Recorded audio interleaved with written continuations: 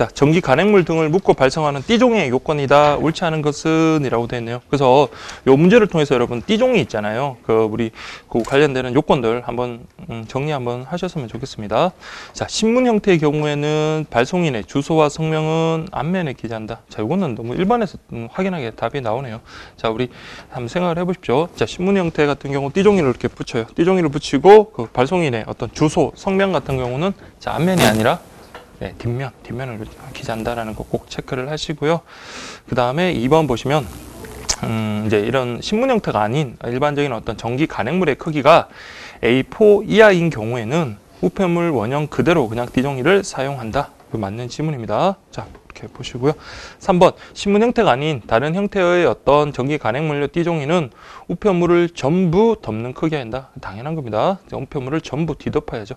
그럼 4번 우편물 아랫부분에 고정하여 움직이지 않게 밀착하여야 한다라고 되어 있는데, 그래서 여기서는 제가 그냥 문제는 냈지만 여러분들 좀 확인하실 게 1번 정도만 확인하시면 돼요. 그래서 발송인의 주소와 성명은 앞면이 아니라 뒷면이다라는 거 그렇게 좀 보시고요. 그 아래 보시면 그 전기 간행문 등을 묶고 발송하는 띠종의 요건 해가지고 이렇게 따로 좀 정리를 했는데, 그 띠종의 크기는 뭐 큰 의미는 없는데 특히 다른 형태의 전기 간행물 같은 경우는 우편물을 전부 덮는 크기라는 거 그거 하나 3번 지문과 더불어서 이렇게 체크를 해주시고요. 그 다음에 그 밖에 사항 관련해 가지고 그 뒷면에 기재한다라는 정도 그렇게 좀 보시면 될 것 같습니다. 그래서 이런 것들은 이렇게 부분적으로 이렇게 좀 정리를 해주시면 될 것 같아요. 자, 이거는 아직까지 우리가 출제된 적이 없습니다. 이렇게 보시면 될 것 같습니다. 그다음에 10번. 다음은 소포 우편물에 대한 설명이다. 옳지 않은 것은 이라고 되어 있네요. 자, 소포 우편물. 그러면 소포 우편물이란 통상 우편물 이외 물건을 포장한 우편물을 말한다. 그래서 우리가 통상 우편물 해가지고 아까 3가지 있었잖아요. 그걸 제외하면 나머지는 소포 우편물이다. 그렇게 보시면 되고요. 그 다음에 보편적 우편 서비스와 선택적 우편 서비스를 나누는 기준은 20kg이다 라고 되어 있네요. 자, 우리 아까 봤지만은 통상 우편물은 2kg이었고, 자, 소포 우편물은 보편적, 선택적 우편 서비스 나누는 기준은 20kg입니다. 자, 20kg는 보편적이에요, 선택적이에요? 보편적. 그것만 기억하시면 돼요. 2kg 이하, 20kg 초과 이렇게 구분한다라고 했습니다. 3번. 우편물의 크기에 따라 소형 포장물과 소포 우편물, 그쵸? 그래서 전자는, 즉 소형 포장물은 통상 우편물로 구분된다. 맞는 지문이네요. 4번 왜 이러죠? 소포 우편물에는 원칙적으로 서신을 포함할 수 없으므로 물건과 관련 있는 납품서나 감사 인사 메모 등은 함께 보낼 수 없다라고 합니다. 원칙은 서신을 포함할 수 없다, 맞죠? 그렇지만 예외적으로 물건과 관련 있는 어떤 납품서, 감사 인사 메모 등은 함께 보낼 수 있다라고 해가지고 여러분 소포 받았을 때 감사 인사 그런 거 확인하셨으면 뭐 그렇게 어렵진 않을 거네요. 4번이 정답이네요. 그렇죠. 그다음에 11번 보겠습니다. 다음 중 소포 우편물과 관련된 설명으로 옳지 않은 것은 이라고 되어 있네요. 자, 1번은 좀 확인하십시오. 국내 소포 우편물의 최대 중량은 자 30kg. 30kg 이내여야 한다라는 거. 요거는 확인하시고, 2번 내용품에 대하여 발송인이 허위로 진술한다고 의심이 가는 경우 개피 요구, 발송인이 거부하는 경우 개피 후 내용품을 확인한다라고 되어 있네요. 자, 개피 거부한다고 바로 그냥 확인할 수 있는 건 아니고요. 그래서 여러분들은 접수를 거절할 수 있을 뿐입니다. 접수를 거절할 수 있다. 그래서 2번 지문 같은 거 꼭 잘 확인하시고, 3번은 소포 표시한다. 그렇게 어렵지 않고요. 그다음 4번 노트, 사진 등은 소포로 취급되지만 통화는 소포로 취급할 수 없다라고 되네요. 4번이 예전에 그 기출됐던 지문이랑 비슷합니다. 예전에 그 노트, 사진, 통화는 소포로 취급한다. 이렇게 나오면 틀리는 거예요. 그래서 노트하고 사진은 소포지만 통화는, 자, 이거는 뭡니까? 통상 우편물이었잖아요. 그렇죠? 그래서 소포가 아닙니다. 자, 그렇게 보시고, 거기 해설에 보면 1번 있잖아요. 통상 우편물의 최대 무게는 6g, 통상 우편물은 6g, 소포 우편물은 30kg. 그런 것들은 좀 기억을 합시다. 자, 이거 할 때, 나올 때마다 계속 이렇게 반복을 했으면 좋겠습니다. 통상 6g, 소포 우편물 30kg이 최대 무게다. 이렇게 좀 보시면 될 것 같아요. 그 다음에 12번은 다음은 등기소포와 보통소포의 차이에 대한 설명이다. 옳지 않은 것은 이라고 되어 있네요. 자, 이건 뭐 성의 없는 문제가 아니라 이렇게도 나올 수 있을 것 같아요. 그래서 지난번에 그 작년에 우리 그 규격 봉투 관련돼서 크기, 중량 그렇게 나왔듯이 그대로 표를 갖다 옮겨가지고 거기서 이제 옳고 그런 거 찾는 거 나올 수 있으니까 한번 볼게요. 자, 등기소포 지급 방법, 접수에서 배달까지 송달 과정에 대한 기록 맞죠? 그다음 영수증 교부 맞고요. 2번 그렇죠. 오른쪽 일반 소포는 기록하지 않으면 영수증 교부하지 한다가 아니라 영수증은 둘 다 교부한다라고 했습니다. 그래서 답은 1번이네요. 자, 그 다음에 등기, 요금 납부 관련해서 뭐 현금, 신용카드, 자, 우표 납부, 납부라는 게 등납 있습니다. 납부, 등납. 다음에는 일반 소포는 잘못됐네요. 납부가 아니라 이거는 첨부죠. 이거 큰일 났네요. 자, 2번 여러분들 그 납부가 아니라 첩부라고 이렇게 좀 바꾸십시오. 우표 첩부. 좀 문제 제가 좀 죄송합니다. 그 2번에 그 우표 납부, 등기 소포는 우표 납부, 일반 소포는 우표 첩부 이렇게 좀 하십시오. 그렇게 좀 보시면 되겠습니다. 다음 3번 그 등기 소포만 손배 청구 가능, 일반 소포는 손배 청구 안 되고요. 다음 반송료, 반송징수료, 징수, 반송료 징수하지 않는다까지 그렇게 구분하십시오. 특히 등기 소포하고 일반 소포는 표에 있는 내용 하나하나까지 정확하게 하셔야 됩니다. 그래서 헷갈릴 거는 그 등납이라고 하나만 기억하시면 돼요. 등기 소포는 우표 납부, 근데 일반 소포는 우리가 붙여야 되니까 우표 첩부다라는 거. 등납 뭐 1첩 뭐 이렇게 외우든지, 등납이고 1첩이다. 첩이 하나네요. 첩, 1첩 이렇게 그렇게 좀 기억을 하십시오. 자, 어쨌든 12번 그 등기하고 일반 그렇게 좀 구분하십시오. 다음은 13번 소포 우편물에 대한 설명이다. 옳지 않은 것은 이라고 되어 있네요. 자, 1번 보세요. 소포 우편물을 자주 발송하는 경우, 그렇죠? 정기, 부정기 이용 계약을 체결하여 별도의 전화 없이 정해진 시간 되면 알아서 온다 그랬죠. 방문 접수 실시할 수 있다. 맞는 지문이네요. 다음 2번 보겠습니다. 방문 소포 기표지 접수 번호는 총괄국장이 상부 접수 소포 번호와 함께 혼용하여 사용한다. 이런 별도로 운영한다 그랬죠. 별도로 구분되게 부여한다라고 했습니다. 그래서 방문 소포하고 우리 상부 접수하고는 다르게 그렇게 구분되게 그렇게 번호를 부여합니다. 2번 잘못됐고요. 3번 우체국 택배를 이용하기 위해서는 우체국에 전화를 하거나 인터넷을 통하여서도 신청할 수 있다. 뭐 큰 의미는 없고요. 그렇죠. 당연한 거고. 4번 보시면 자, 독약이나 생병원체와 같은 경우 우편물 표면 보기 쉬운 곳에 어떤 분명, 위험이라고 표시하고 맞죠? 발송인과 수취인의 자격과 성명을 기재하는 게 아니라 뭐만? 발송인의 자격과 성명을 기재하라라고 그랬습니다. 그래서 4번도 틀렸네요. 그래서 정답은 2번과 4번 이렇게 보시면 되겠습니다. 자, 그 다음에 14번 보겠습니다. 자, 14번은 이제 좀 생소할 건데 그래도 있는 그대로 한번 보겠습니다. 다음은 우편물의 제한 부피, 무게에 대한 설명이다. 옳은 것은 어느 것인가? 라고 그렇게 되어 있네요. 자, 소포 우편물, 통상 우편물 구분하셔가지고 일단 2번부터 먼저 보겠습니다. 2번에 보시면 통상 우편물, 그 서신 등 의사 전달물과 통화의 경우 가로, 세로, 두께를 합하여 자 90cm. 자, 이게 90cm. 90cm입니다. 90cm이며 그 다음에 자 최대 무게는 30kg이다 라고 되어 있네요. 자, 여러분들 아까 소포 우편물이 30kg이라 했어요. 그 다음에 통상 우편물은 자 이거는 6입니다. 6이고 그 다음에 1번 보시면 소포 우편물은 가로 세로 높이의 3배를 합하여 160, 그렇죠? 160이고 이때 최대 길이는 90이 아니라 1m입니다. 1m. 자, 이렇게 좀 구분하십시오. 1m. 그 다음에 3번 보시면 소형 포장물 같은 경우 원통형의 경우 지름과 길이를 합하여 라고 되어 있는데 자, 여러분 이건 기억하십시오. 원통형 같은 경우는 단순히 지름하고 길이를 합하는 게 아니라 지름의 2배예요. 지름의 2배하고 길이를 합하여 자 35cm 미만이다 라고 그렇게 보시면 되겠습니다.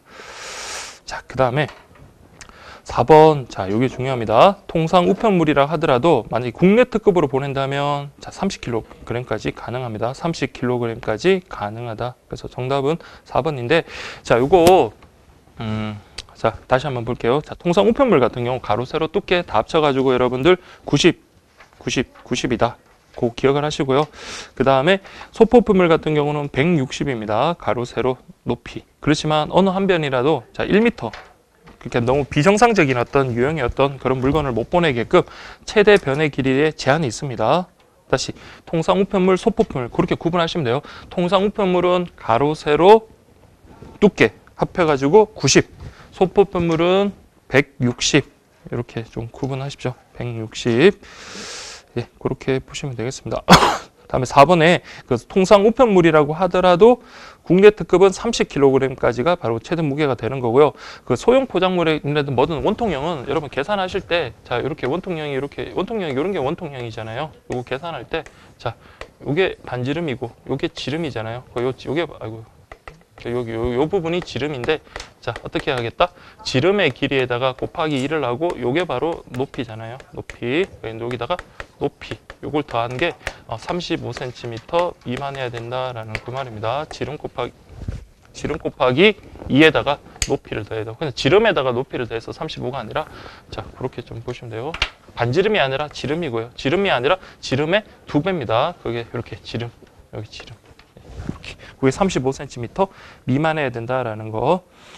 요거는 그 길이도 길이지만 그 지름의 2배와 높이를 합하여 이렇게 높이 또는 길이, 여기 길이, 이렇게 높이가 길이 이렇게. 요걸 좀 그렇게 구분하시면 될 것 같아요. 자, 요거는 어쨌든 요런 세부적인 거는 제가 그때 기본 강의 때 좀 약간 뭐 소홀했다고 하면 소홀히 하는 건데 그 부분에 대해서는 나중에 다시 한번 좀 집중적으로 그렇게 볼 겁니다. 자, 지금 뭐 암기하셔도 또 까먹을 가능성이 높으니까 그냥 눈으로 한번 이렇게 쭉 보세요. 일단 눈으로 그렇게 해가지고 확인하시면 될 것 같아요. 자, 그 다음에 여러분들 15번 볼게요.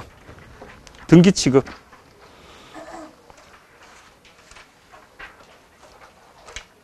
자, 1번. 등기 취급이 된 우편물만, 그쵸? 등기 취급된 우편물만 손해배상의 대상이 될 수 있다라고 그렇게 했네요. 그 다음에 아까 우리 등기 취급 서신과 관련해서도 마찬가지예요. 그래서 우리 2kg 이하 통상 우편물, 20kg 이하 소포 우편물, 요거는 보편적 우편 서비스 그렇게 정하고 있죠. 2번 맞습니다. 3번 통화의 경우 우편물의 취급 과정을 기록할 필요가 있다고 하더라도 등기로 취급할 수 없다라고 하는데 우리 통화 등기라는 거 들어봤죠? 통화도 역시 등기 취급의 대상이 됩니다. 4번 국내 특급, 특별 송달, 민원 우편은 등기 취급의 대상이 된다. 그렇죠? 국내 특급, 특별 송달 하면 이런 민사소송법 관련된 서류라 그랬죠. 민원 우편은 뭔지 아시죠? 이런 것들은 다 등기 취급의 대상이 되고요. 민원 우편은 여러분들 어떻게 보낸다고 했죠? 그렇죠. 이길 특급 그런 식으로 보낸다 했죠. 다 그런 것들은 등기 취급의 대상이 됩니다. 그렇게 구분하시면 되고요. 다음 16번 보시면 계약 등기 우편 제도에 대한 설명으로 적절하지 않은 것은 이라고 되네요. 그래서 여러분들 계약 등기 우편 제도 이것과 관련해서는 뭐 말 그대로 뭡니까? 등기 우편을 계약으로 그러니까 어떤 양을 많이 그렇게 해서 보내는 거네요. 그래서 1번 보시면 5g을 초과하고 5g 초과 25g까지 통상 우편 기본 요금의 10배 이상이면 맞춤형 계약 등기 우편물에 해당한다라고 그렇게 됐네요. 자, 1번이 5g 초과 25g까지 통상 우편 요금의 10배 이상. 그죠? 10배 이상이면 맞춤형, 10배 미만이면 일반형으로 가요. 그래서 10배 이상이니까. 그 다음에 2번 보겠습니다. 계약 등기 우편 제도는 등기 취급을 전제로 우체국장과 발송인이 별도의 계약 체결하여 그 배달 결과를 발송인에게 전자적인 방법 등으로 알려주는 부가 취급 제도이다. 이게 개념이죠. 계약 등기 우편 제도라는 것은 일단 등기니까 등기 취급 전제, 그 다음에 계약이니까 별도의 계약 체결, 그리고 배달 결과 발송해 주는 거다. 그러니까 배달 결과를 알려주는 거다. 이렇게 보시면 되고요. 그 다음에 일반형 계약 등기 우편은 1회 및 월 발송 물량에 제한이 없다라고 되는데, 자, 이거 여러분들 계약 등기 우편 제도 하면 여러분들이 그 제목을 좀 잘 기억을 하십시오. 계약 등기 우편 제도 딱 그러면 그 표 있잖아요. 그 표 아래 해설에도 나와 있지만 그걸 여러분들이 좀 상기를 하셔야 돼요. 그래서 일반형, 맞춤형 딱 구분하셔가지고 자, 1회 및 월 발송 물량에 제한이 없다. 그러니까 이거는 일반형이 아니라 이거는 맞춤형으로 가셔야 돼요. 맞춤형으로 가셔야 되고요. 그 다음에 한 발송인이 1회에 500통 이상이거나 월 10,000통 이상 보내는 경우 일반형 계약 등기 우편에 해당한다라고 되어 있네요. 자, 얼핏 보면 여러분들 이건 맞는 것 같지만 1회 500통 이상이거나 하면 안 된다 그랬죠. 요거는 AND라 그랬습니다. 그래서 한 번에 500통 이상이고 월 10,000통 이상인 경우 이때 일반형 계약 등기 우편에 해당한다. 이렇게 가셔야 돼요. 자, 일단 답을 맞추는 것보다도 저 밑에 일단 그 박스 한번 우리 여기 박스 있으니까 다시 한번 확인해 볼게요. 자, 보시면 자, 우리 계약 등기 우편 제도는 자, 일반형, 맞춤형 이렇게 다 구분하시고 그 취급 대상과 관련해서 이제 요금을 기준으로 할 수도 있고 물량을 기준으로 할 수 있는데 요금을 기준으로 한다면 자, 통상 기본 우편 요금의 어떤 10배 미만이냐 10배 이상이냐에 따라서 일반형, 맞춤형 이렇게 구분하시면 돼요. 자, 통상 우편 기본 요금 10배를 기준으로 한다. 이렇게 보시고요. 그다음에 취급 대상, 특히 물량을 기준으로 할 때는 일반형은 아까 우리 봤듯이 한 번에 500통 이상이고 and 그리고 월 10,000통 이상인 경우 즉 두 요건을 모두 충족해야 된다라는 거 그렇게 보시면 되고요. 그다음에 맞춤형 같은 경우는 이런 제한이 없다. 암기되시죠?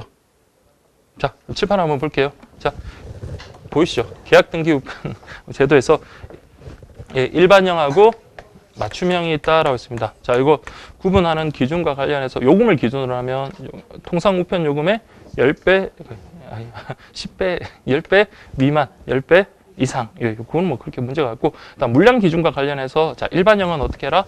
한 번에 500통 and 월 10,000통 이상. 그렇죠. 그렇게 갑니다. 맞춤형 같은 경우는 그런 제한이 없다. 이런 식으로 딱 정확하게 암기를 하셔야 돼요. 그다음 이제 요금과 관련해서 자, 일반형은 무게 요금입니다. 무게. 그다음 맞춤형 같은 경우는 자, 표준이라고 되어 있는데 표준 요금이다. 이렇게 그렇게 정확하게 구분하시면 됩니다. 무게 요금 그다음에 표준 요금 해가지고 그래서 이런 거 나올 때마다 한 번적으로 머릿속으로 계속 그래 나가셔야 돼요. 자, 그렇게 확인하시면 뭐 계약 등기 우편은 뭐 틀릴 염려가 없을 겁니다. 자, 여러분들 다음 17번 보겠습니다. 자, 보험 취급에 관련 대한 설명이다. 옳지 않은 것은 이라고 되어 있네요. 1번 보겠습니다. 보험 취급에는 통화 등기, 물품 등기, 유가증권 등기, 대금 교환 등기. 대금 교환이 아니라 뭐였죠?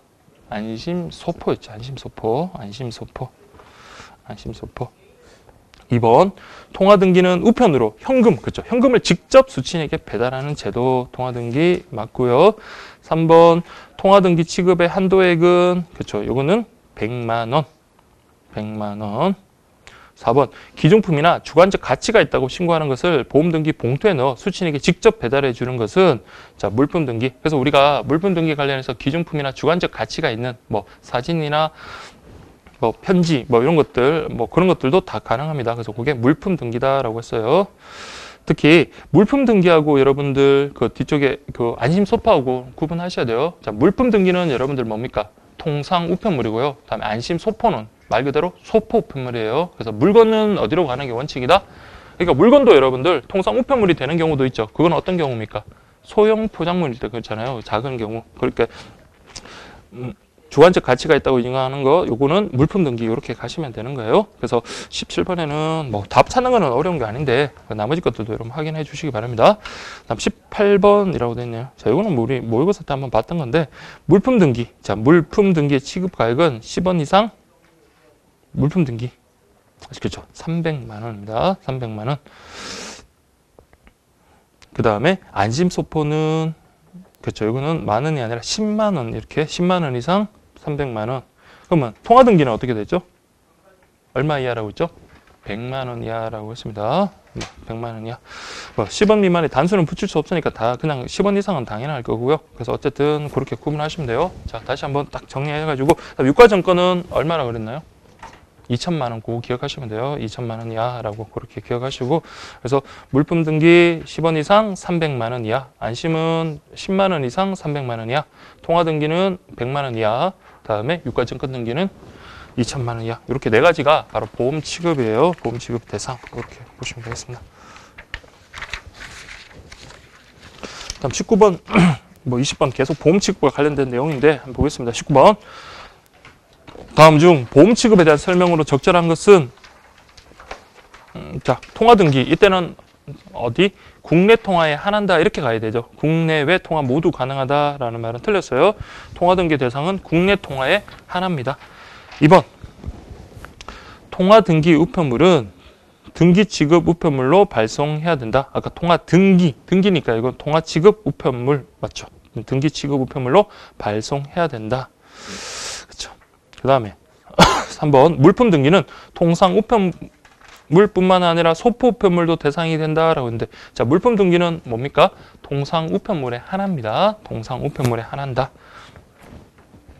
4번 물품 등기 대상은 기금속, 보석류, 기타 기준품 등과 객관적인 가치가 있다고 신고된 것이다. 객관적 가치가 아니라 주관적 가치만 있으면 돼요. 그러니까 우리가 일반인들이 보기에는 뭐 아무런 가치가 없다. 그러니까 객관적인 가치가 없다고 보여지더라도 본인이 가치가 있다고 생각되는 거면 물품 등기 대상이 되는 겁니다. 그래서 주관적인 가치가 있다고 신고된 것 이렇게 가셔야 됩니다. 그 다음에 20번 다음 중 보험 취급에 대한 설명으로 적절한 것은 이라고 되어 있네요. 자, 1번 보겠습니다. 사용된 기프트 카드. 자, 기프트 카드는 요거는 유가증권 등 원래 원칙적으로 기프트 카드 같은 경우는 유가증권이잖아요. 유가증권인데 사용된 기프트 카드이기 때문에 이거는 뭡니까? 하나의 물건에 지나지 않는가요? 그래서 작은 소형 물건에 지나지 않는다. 그렇기 때문에 이거는 자, 체크를 해보십시오. 물품 등기로 가야 돼요. 이거는 기프트 카드라 해봤자 조그만한 거니까 이거는 안심 소포로 가는 게 아니라 물품 등기로 가고 유가증권 등기 아니에요.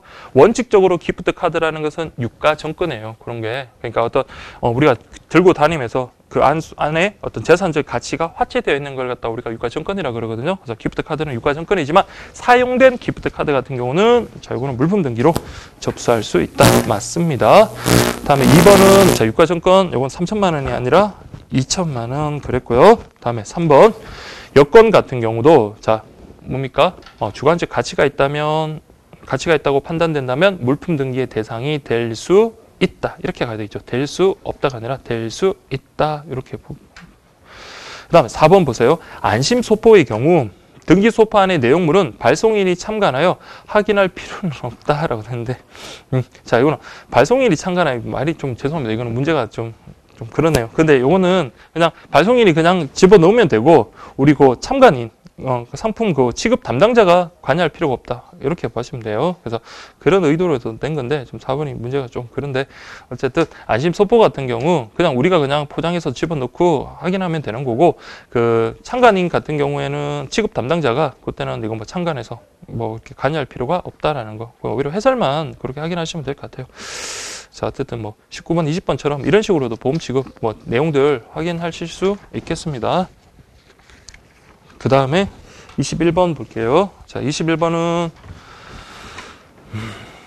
내용 증명 취급에 대한 설명이다. 틀린 설명은 이라고 되어 있네요. 자, 1번 보겠습니다. 그렇죠. 내용 증명이 왜 쓰인다 그랬습니까? 나중에 후일에 증거로 남거나 아니면 채무 이행을 최고하기 위해서 주로 쓰인다. 그래서 최고라는 말은 독촉이라고 보시면 돼요. 또 청구, 다른 말로 독촉, 청구, 돈 달라.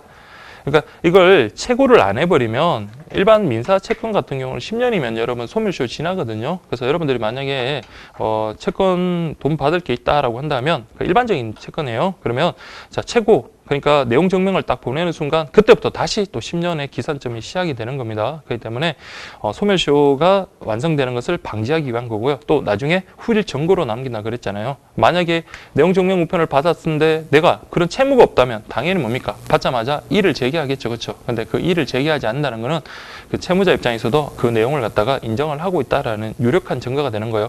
무조건 법적 효력이 인정되는 건 아닌데 나중에 유력한 증거가 된다라는 거 그거 중요하다고 했습니다. 2번 보겠습니다.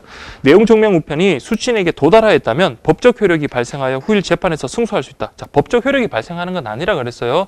이게 법적 효력이 있다 없다는 나중에 재판에서 따질 문제고 다만 이길 승소할 가능성은 높지만 그게 꼭 반드시 법적 효력이 발생해서 승소로 이어지는 것은 아닙니다. 그래서 2번 내용 증명 우편에서 가장 중요한 내용은 바로 2번이죠. 2번 그게 핵심입니다.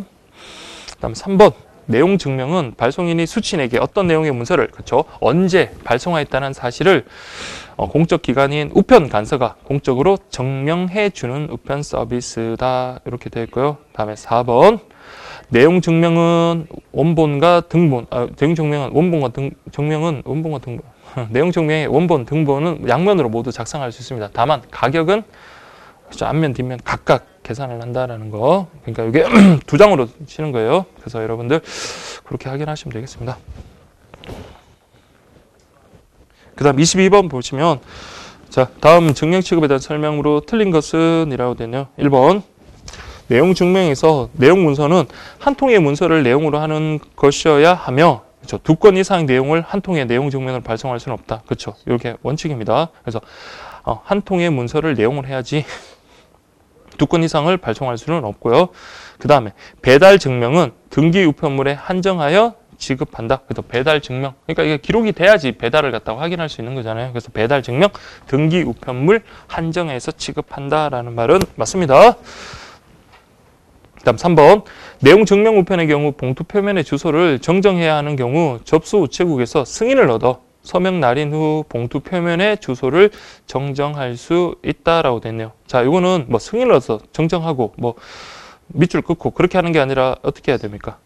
그렇죠. 새로 작성을 해야 됩니다. 그래서 봉투 안에 있는 주소하고 그 봉투 바깥에 있는 주소 이게 일치해야 되거든요. 그때 이 경우에 재작성을 해야 돼요. 그래서 새로 작성을 해야지 그것을 뭐 정정하고 그러면 안 된다라는 거 그렇게 보시면 되고요. 다음 내용 증명은 총 3통, 원본 하나, 등본 2 그렇게 제출한다. 그렇게 보시면 되겠습니다.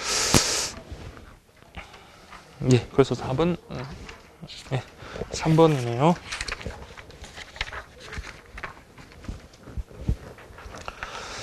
자, 23번 보겠습니다. 다음은 특급 취급에 대한 설명이다. 옳은 설명은 이라고 되어 있네요. 자, 이거는 뭐 우리 많이 보셨던 내용이네요. 당일하고 이길 이렇게 구분하셔가지고 당일은 접수한 날 20시, 그 다음 이길은 접수한 다음 날이 20시가 아니라 접수한 다음 날까지. 그러니까 굳이 따진다면 다음 날 24시까지가 되겠죠. 다음 날까지 그렇게 보시면 되겠고요. 다음 2번 이길 특급은 자, 관할 지방 우정청장이 고시하는 우체국에서 접수하지만 당일 특급은 전국 모든 우체국에서 접수가 가능하다. 이거 조심하셔야 되죠. 그래서 여기는 순서가 바뀌었네요. 그래서 이길 특급이 전국 모든 우체국에서 접수가 가능한 반면 당일 특급 같은 경우는 관할 지방 우정청장이 고시하는 우체국에서 접수가 가능하다. 2번 좀 잘 구분하시고요. 그 다음에 3번 보시면 국내 특급 접수 마감 시각, 배달 시간. 그러니까 국내 특급도 역시 마찬가지. 당일이니까 여러분 그 동네 사정 잘 아는 사람이 해야 돼요. 그래서 관할 지방 우정청장의 별도의 고시에 따른다. 맞습니다. 3번 질문 꼭 좀 확인하시고요. 그래서 2번하고 3번 질문 여러분들 잘 확인하셔야 됩니다.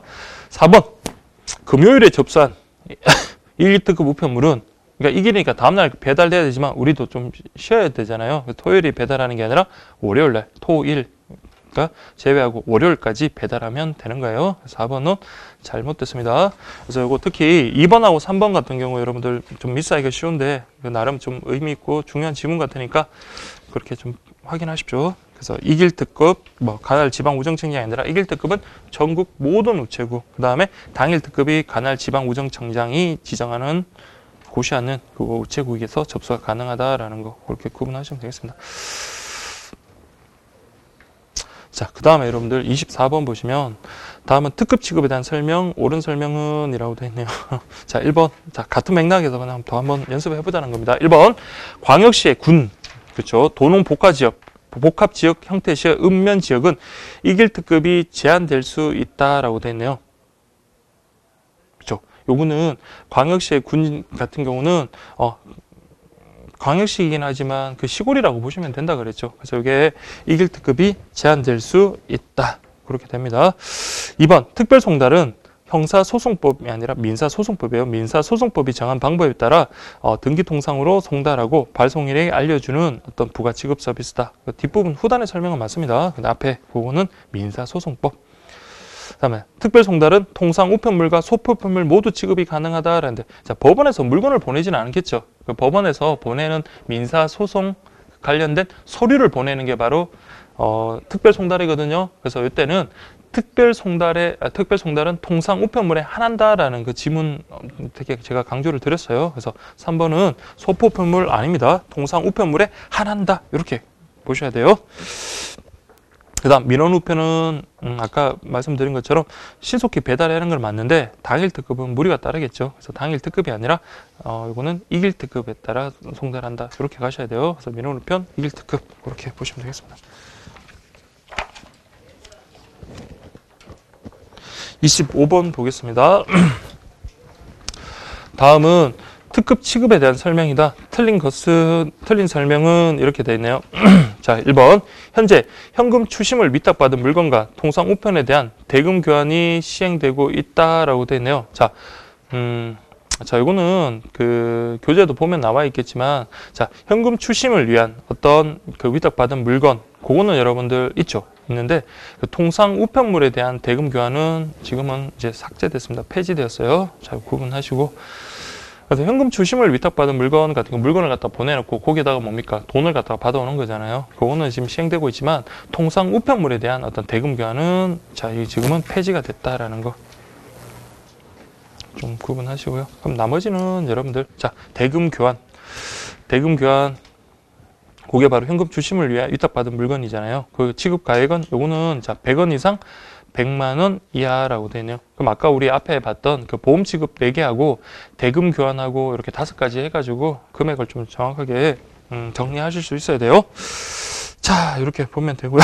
다음 3번. 대금 교환과 관련해서 상품의 견본 모형, 요거는 대금 교환의 대상 아니라 했어요. 대금 교환 취급할 수 없다. 이렇게 보시면 되겠습니다. 4번. 착불 배달 우편물과 관련하여 반송되는 경우, 자, 보세요. 발송인에게 우편 요금과 반송 수수료를 징수하지만, 자, 여기까지 맞습니다. 그 다음 뒤쪽도 잘 보셔야 돼요. 자, 우리 맞춤형 계약 등기, 아까 우리 여기서 나왔죠. 일반형, 맞춤형 할 때, 맞춤형 계약 등기 같은 경우는, 자, 우편 요금만 징수한다라는 거. 반송 징수료가 아니라 우편 요금만 징수한다라는 것까지 정확하게 구분하셔야 돼요. 맞춤형이라는 거. 그 다음에 우편 요금. 그래서 요거는 뭐 어떻게 키워드 뭐 두 문자를 활용하시든지 여러분 좀 정확하게 구분하셔야 돼요. 그 시험장에서 여러분들 이거 일반형, 그 다음에 뭐 반송 징수료 막 이렇게 하면 헷갈리기 쉬우니까 요건 꼭 좀 그렇게 정리를 하십시오. 하여튼 맞춤형, 그 다음에 우편 요금 그렇게 보시면 됩니다.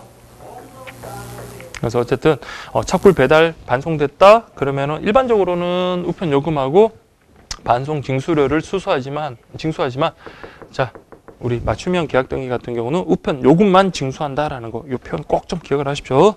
예, 그렇게 보시면 되겠습니다. 그래서 그 25번 문제 그 관련해서 그 대금 교환과 관련되는 문제들 그렇게 좀 정리를 하시면 되겠습니다. 다음 26번 보겠습니다.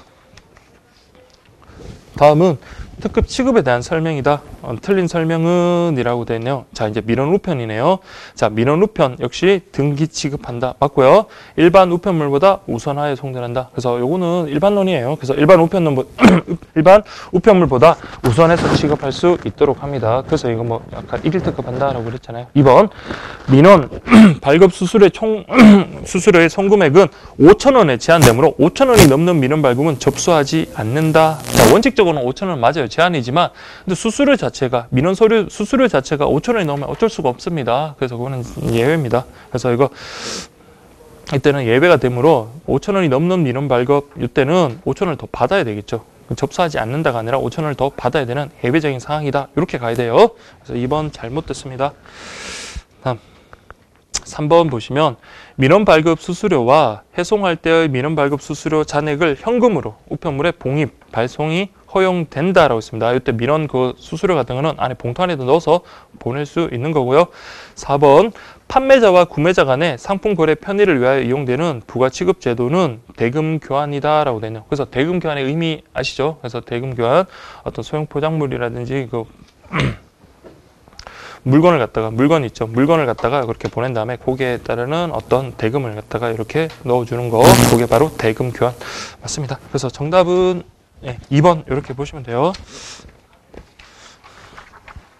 제가 이거 문제를 그 가급적이면 그 교과서 앞에서부터 가급적인 지문을 갖다가 좀 최대한 많이 끌어내보자라는 그런 생각에서 순서대로 이렇게 되어 있으니까 나중에 여러분들 뭐 복습하실 때는 찾기는 되게 쉬울 거예요. 그래서 앞에서부터 이렇게 쭉 되어 있고 이제 문제는 이렇게 되면은 또 나중에 뭐 이제 이것저것 비교를 해야 되는 그런 문제만 나중에 뭐 전범위라든지 그런 걸 통해서 여러분들 확인하시면 돼요. 그래서 순서대로 이렇게 쭉 복습 그렇게 하시면 되겠습니다. 뭐 사람마다 다르겠지만 뭐 어떤 분들은 단원별로 공부하고 단원별로 문제 풀고 어떤 분들은 기본서를 완전히 한 권을 정독하고 문제집 한 권을 또 처음부터까지 보고 하는데 어느 게 좋은지는 저도 잘 모르겠습니다. 근데 단원별로 보는 게 여러분들 할 때는 좀 수월할 거예요. 처음 공부하실 때는.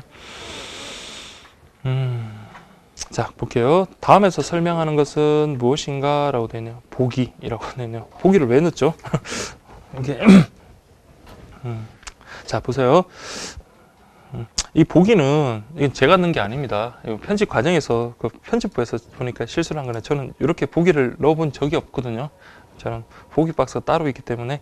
자, 어쨌든 볼게요. 자, 현금 추심을 위탁받은 물건을 수취인에게 배달하고 대금을 수취인에게 받아 발송인의 송금, 부가 취급하는 제도. 그래서 IT 발달, 전자상거래. 그래서 물건 넣고 대금 받는 거죠. 그래서 이게 뭡니까? 대금 교환. 그렇죠? 그래서 대금 교환이다. 그 뭐 아래 뭐 제가 뭐 민원 우편, 특별 송달, 통화 등기에 대한 그 내용도 그렇게 해설 달아놨으니까 뭐 나중에 확인하시면 되고. 다음에 다음 중 우체국 쇼핑의 대상이 하는 거 이걸 여기까지 다 집어넣어놨네요. 보면 우체국 꽃배달, 전통시장, 광고 우편 엽서, B2B라고 되어 있네요. 그래서 우체국 쇼핑의 대상이 되는 거 돼가지고 일단 기본적으로 여러분 지역 특산물하고 중소기업 제품 그걸 기본으로 하고요. B2B, B2B라는 건 기업하고 기업을 서로 연결시켜 주는 거라 했어요. 그래서 비즈니스 투 비즈니스를 갖다 이렇게 B2B 이렇게 한다라고 했습니다. 그런 것들은 다 우체국 쇼핑의 대상, 물론 옷 배달도 마찬가지고요. 그래서 근데 광고 우편 엽서는 아닙니다. 답 찾는 거는 뭐 별 문제가 없을 거 아니에요. 28번 이 문제를 그때 만들었던 이유가 이게 그 우체국 쇼핑의 대상으로 이게 많이 확대가 돼가지고 그래서 그 문제를 이렇게 만들어졌습니다. 답은 어쨌든 3번 이렇게 보시면 되겠습니다. 자, 그렇게 보시고 다음 29번 보겠습니다. 다음은 전자우편 서비스에 대한 설명이다. 옳은 것은 어느 것인가? 라고 되어 있네요. 자, 1번 보겠습니다. 전자우편 서비스는 우체국에서 접수할 수는 없고 인터넷 우체국을 이용하여 신청할 수 있다라고 되어 있네요. 자, 요거는 여러분들 뭐 창구 접수나 인터넷 우체국, 인터넷 접수 둘 다 가능합니다. 그건 잘못됐고요. 2번 전자우편은 통상 우편물로서 취급 방법에 따라 일반 우편물과 등기 우편물로 나눠지며 반송 불필요는 고객이 원하는 경우에 적용한다. 그렇죠? 전자 우편. 자, 이 경우에 통상 우편물입니다. 이거는 통상 우편물 물건이 아니거든요. 그래서 취급 방법에 따라서 뭐 등기 취급하면 등기 우편물, 그렇지 않으면 일반 우편물로 나뉘어지고 이때 반송 불필요라는 것은 고객이 원하는 경우에 적용한다. 맞습니다. 그 다음에 동봉 서비스는 인터넷 우체국에서 접수하여 봉함식 전자우편을 이용할 때 내용물 이외에 다른 인쇄물을 추가로 동봉하여 보낼 수 있는 서비스인데 별도의 수수료를 내야 한다라고 그렇게 지금 되어 있네요. 자, 보시면 특히 동봉 서비스와 관련해서는 자, 일반적인 전자우편 서비스는 창구 접수, 인터넷 접수 가능하지만 동봉 서비스는 인터넷 접수 안 됩니다. 이거는 창구 접수의 하나입니다. 자, 꼭 1번하고 3번 꼭 좀 비교를 하십시오. 그래서 전자우편 하면 가장 여러분들 뭐 시험에 나올 만한 거는 1번하고 3번인 것 같아요. 그래서 동봉 서비스는 예, 창구 접수. 자, 그렇다라는 거 그렇게 보시면 되겠습니다. 그리고 뒷부분에 뭐 별도의 수수료 당연히 공짜로 안 해주겠죠. 별도의 수수료 내야 한다. 이 부분은 맞는데 그 앞부분이 틀렸습니다. 자, 4번. 전자우편 서비스는 내용 증명, 특별 송달, 그 다음에 계약 등기 등을 부과할 수 있다. 그 부가 취급과 관련해서 그 박스에 그 세 가지가 있었죠. 그래서 내용 증명, 그렇죠, 맞고요. 그 다음에 특별 송달 아닙니다. 특별 송달 이거는 법원에서 저기 이런 그 민사 소송 관련되는 서류 보내는 거기 때문에 특별 송달 아니에요. 자, 그래서 계약 등기, 그 다음에 속지와 관련해서 고급지인 그 한지를 했다 쓸 수 있는 그거지. 그 특별 송달은 아닙니다. 자, 이렇게 구분하십시오. 예, 그렇게 좀 보시면 되겠습니다.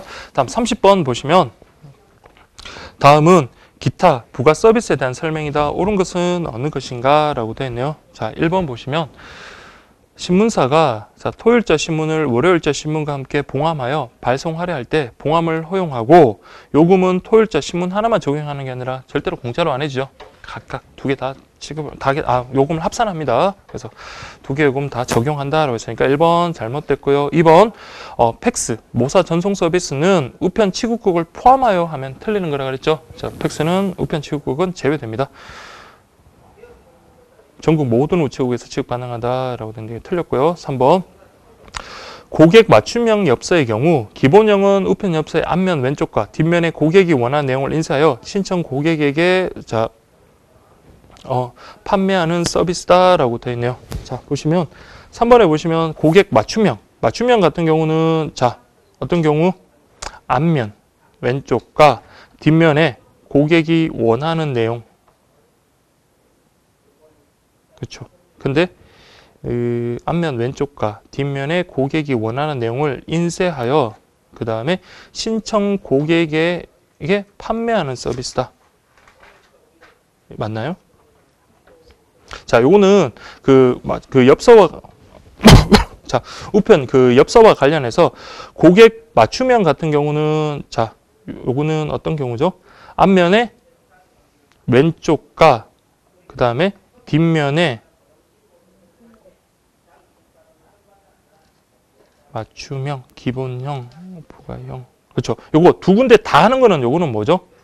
기본형이 아니라 부가형입니다. 그래서 자, 이게 고객 맞춤형 엽서 같은 경우는 일반형하고 부가형이 있는데 일반형 같은 경우는 자, 여러분들 앞면 그 왼쪽하고 뒷면 둘 중에 하나를 하는 거고요. 부가형 같은 경우는 지금 여기 보니까 왼쪽 과라고 돼 있죠. 그러니까 엔드 두 군데 다 해주는 거는 그러니까 더 많이 해주는 거잖아요. 그래서 이거는 부가형입니다. 그래서 기본형 같은 경우는 둘 중에 하나를 해주는 거고 그 다음에 부가형 같은 경우는 우편 엽서의 앞면 왼쪽과 뒷면에 해주는 거기 때문에 기본형이 아니라 부가형이에요. 그래서 3번 좀 체크를 해주십시오. 그래서 좀 소홀하기 쉬운데 자. 그렇게 보시고요. 그 다음에 자, 국제 우편물과 소포. 그렇죠. 인터넷 우편은 여러분들 우리가 출력해서 이렇게 붙이는 건데 국제 우편물하고 소포는 그 대상이 아니다라고 그렇게 봤습니다. 자, 여러분들 그렇게 좀 볼게요. 네, 그렇게 좀 보고 자, 31번 보겠습니다. 자, 제가 막 그저께까지 너무 몸이 아파가지고 진짜 막 밤새 막 통증을 너무 호소하다가 진짜 혼자 진짜 이러다가는 큰일 날 것 같다는 생각이 정말 들 정도로 너무 아픈 거예요. 그래서 근데 어제 아침에 수업을 할 수 있을까 생각을 했는데 또 수업하니까 괜찮더라고요. 근데 또 갑자기 막 또 식은땀이 나고 좀 몸 힘들어가지고 31번까지 하고 우리 식사하도록 하겠습니다. 자, 31번 보시면 다음은 기타 부가 서비스에 대한 설명이다. 옳은 것은 어느 것인가? 자, 모사 전송 서비스 요금 시내외 차등이 아니라 동일하게 적용한다 그랬죠. 그래서 1번 틀렸고요. 2번은 자, 팩스는 검은색이나 진한 파란색으로 표시한 것이 아닌 것은 취급하지 않는다가 아니라 이것도 취급은 해줘요. 다만 이거 불이익을 우리가 그냥 고객이 부담할 뿐이다 라고 했습니다. 3번 고객 맞춤형 엽서 기본형이네요. 기본형은 희망하는 고객에게만 발송인, 수취인, 주소, 성명뿐만 아니라 발송까지 발송까지 대행해 주는 것은 아니라고 했습니다. 자, 발송까지 대행해 주는 것은 발송 대행은 우리 부가형으로 가야 돼요. 부가형. 그래서 고객 맞춤형 엽서의 기본형하고 부가형 자, 여러분들 교재를 통해서 좀 확인하시고요. 4번 우체국 축하 카드 이거는 다 가능합니다. 그래서 제가 팩스는 취급국, 우편 취급국 포함이 안 되고요. 우체국 축하 카드는 우편 취급국 포함이 된다는 거 그렇게 구분하시면 되겠습니다. 그래서 정답은 4번입니다. 자, 여러분들 자, 그리고 식사하시고 오후에 또 뵙도록 하겠습니다.